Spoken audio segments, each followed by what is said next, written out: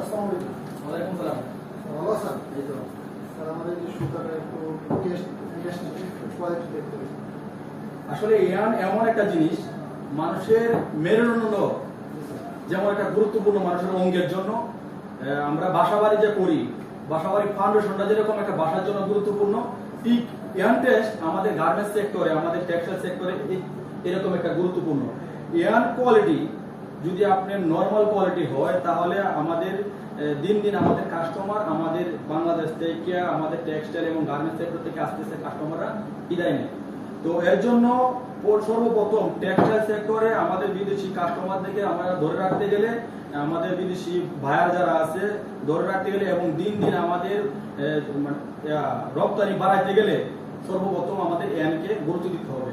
ইয়ান quality যদি ভালো হয়, আমাদের গার্মেন্টসের প্রোডাক্ট কোয়ালিটি এমনি ভালো হবে। আর গার্মেন্টসের প্রোডাক্ট কোয়ালিটি যদি ভালো হয়, আমাদের যে বায়াররা আছে দিন দিন আমাদের ফ্যাক্টরিকন, আমাদের বাংলাদেশে বিভিন্ন যে মিল কারখানাগুলো আছে সেখানে মানে দিন দিন অর্ডার বৃদ্ধি করবে। তো আমরা সবসময় ইয়ানকে গুরুত্ব দিব।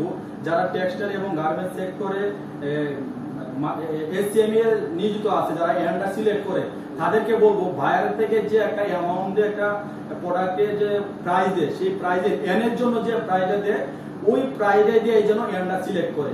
তাহলে কি হবে, মানে পারফেক্ট ফেব্রিক কোয়ালিটি আসবে। আর ফেব্রিক কোয়ালিটি যদি ভালো হয়, আমাদের গার্মেন্টস প্রোডাক্টটা এমনি ভালো হবে। আর এই প্রোডাক্ট দেখলে কাস্টমার এমনি খুশি হবে। তো এখানে প্রশ্ন আসতে পারে, যদি এনের জন্য যে টাকাটা সিলেক্ট করা হয়, এই টাকাটা যদি এনের দিয়েই আমরা এন কিনি, তাহলে আমরা আসলে লাভ করব কোথায়? লাভ করার অনেক জায়গা আছে, আমরা প্রসেসিং এ আমরা লাভ করতে পারবো। আমরা যে হোয়াইট প্রসেসিং আছে, আমরা ডাইস কেমিক্যাল আছে, আমাদের গার্মেন্টস মানে বিভিন্ন প্রসেসিং আছে, ওইখানে আমরা লাভ করতে পারবো। তো আমরা সবাইকে বলবো, রিকোয়েস্ট করবো, গার্মেন্টস সেক্টর টিকায় রাখতে গেলে, আমাদের বিদেশি কাস্টমার থেকে ধরে রাখতে গেলে আমরা সবসময় ইয়ান ভালো সিলেক্ট করবো। তো এর জন্য ইয়ানটা আমরা ভালোভাবে দেখতে হবে, তারপরে আমি ইয়ানটা নিয়ে আমি আপনার সাথে কথা বলবো।